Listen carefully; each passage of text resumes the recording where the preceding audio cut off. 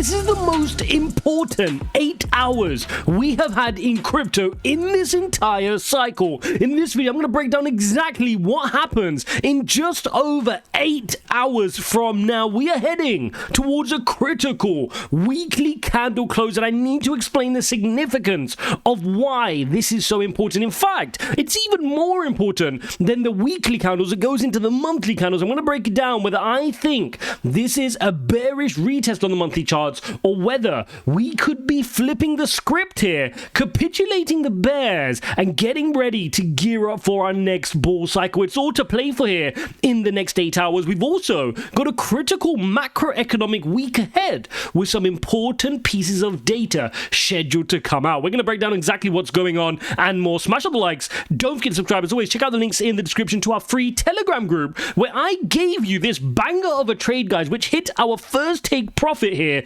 You guys are at least up 10% on the spot trade if you caught it from this cup and handle pattern. I shared this signal for free in the Telegram. We also have a VIP group where you get more advanced trade alerts and more frequent trade alerts. Definitely check that out. Links in the description. But you can see here we played it from the break of the descending channel. We caught the first trade, ran into the neckline of the cup and handle pattern, and we took the breakout from there. Still in play, still heading up here to our second price target. We're already at 0.09 on Arbitrum and more to go here on these trade signals. If you want to trade, join our club. Link is in the description. But today we need to talk about Bitcoin, because Bitcoin is doing what we thought it may not be able to do somehow.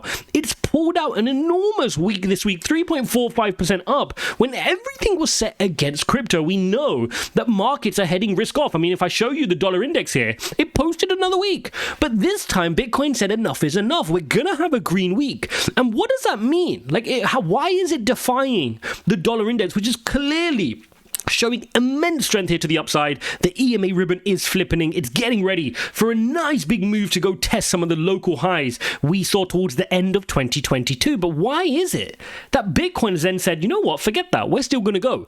Is it just a final gasp before the bears come and throw us to the downside? Or can we actually reclaim this weekly EMA ribbon? In order to reclaim it, let's zoom in and take a look at what needs to happen in the next 8 hours. We've got 8 hours to go before this candlestick closes. And you can see that the very lightest color candle on this chart sits at 27,176. We are sitting at 27,158. Yes, guys, at the time of recording, we're about $20 away from closing the levels we would need to close this weekly EMA ribbon above. It's all to play for. And in fact, we should definitely keep an eye on this. So make sure you're in the Telegram. We'll keep an eye on it together as we see how this candlestick closes. If we can close above, get that body of that candlestick above here, anything above that 27,176, and we have a strong footing. If we start closing below, we start getting worried. We start getting worried that was all of this just a calling off? Were the bears just taking a breather? Because remember, they're exhausted. The bears threw us down quite powerfully on this leg here, right? Remember, we were knocking on the doors of 32,000 and they sent us all the way down here to 24.8. They had a big leg to the downside. Maybe they wanted to call off. Maybe they wanted to reset the RSI a little bit before sending us on the neck leg to the downside. Remember, I shared with you this big M pattern. This is not a fun M pattern, right? Once you notice it, it's staring you in the face with neckline at 24.8. That could cause some pain to the downside and bring us down to price targets which are painful. You guys know I've shared my price targets with you guys before. There's that 24.8 neckline. If we lose it, we could be heading to 20,000. And the actual technical price target of the M pattern playing out brings you down to 17.7k. Quite painful. But the fact that we're getting this bounce, particularly if we can close above the EMA ribbon, gives us confidence that this arrow could be the direction we're heading into, right? We're getting that bounce. We're moving to the upside. Now, just because we get our close on the weekly chart doesn't mean we're out of the red, right? It doesn't mean we're out of trouble. We still got work to do. Remember, when I said we got to bounce from here, it's not okay for us just to bounce a little bit. Look at my line. We have to bounce and bounce high past these peaks here. We've got to break through that 32 level. Otherwise, we're going to capitulate again, right? We cannot afford just to move a little bit here and then lose steam and curl back over. That's not good. Then we're creating a kind of an Adam and Eve pattern, which breaks to the downside. If you're not familiar with all these different different technical charts, which I'm talking about, all the indicators. It means you haven't worked through my curriculum, ijaz.uk/TA. Everything I'm going through here, all the patterns, the EMA ribbon, all the Japanese candlesticks, doji candles, and all that kind of thing, it's all shared in one structured curriculum, which you can work through without doing all the trial and error guessing of TA. So that's what we're playing for here, guys. And you guys know that that's what I'm mainly focused on. But it gets even more important than that. We've got a notch up here. Look at this monthly chart, guys. On the monthly candlesticks here, we've managed to eke out a positive September, right? And we've just opened up the October candlestick. But is this again just the bears cooling off? The bears here in July sent us down 4%. The following month in August, a powerful move to the downside, sending us down 11%. So 15% pullback in 2 months. Did they just let us have September before opening up a powerful October to the downside?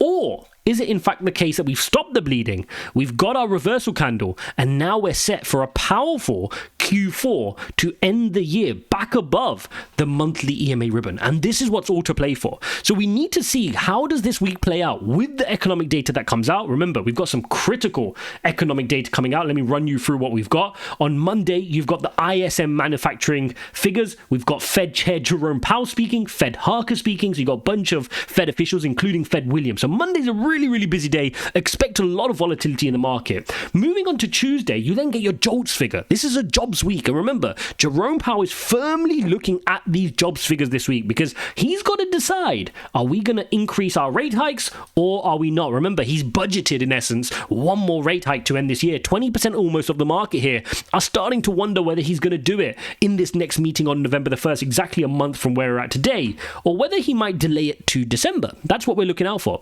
If jobs figures come in cool and nice and cool and showing a cooling off, that may give us an indication that he'll probably kick it down the road. If it comes in too bad and no good and too hot, maybe he's going to go and activate that 25 basis point rate hike, which he kept up his sleeve. Okay, so we get that JOLTS figure on Tuesday. Wednesday then comes in the private jobs figure, also known as the ADP jobs figure. Also got some Fed officials speaking on Wednesday as well. And then Thursday, some initial jobless claims, but the main event is going to come on Friday. As always, Friday around lunchtime here in the UK, 1:30 p.m.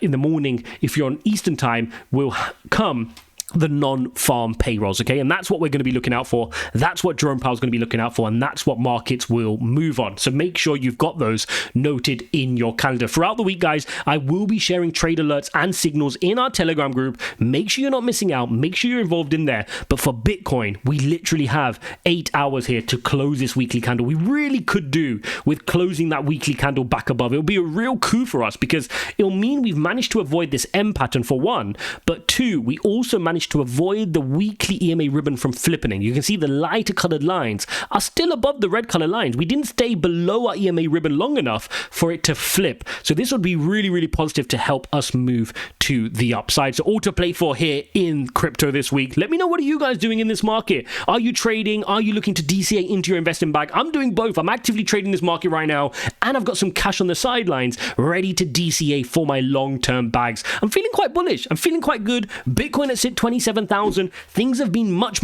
worse, and we look like we're trying to now stem this bleeding and get set up for another big run. Let me know how you feel in the comments below. Don't forget to go watch this video here, and I'll see you in the next one.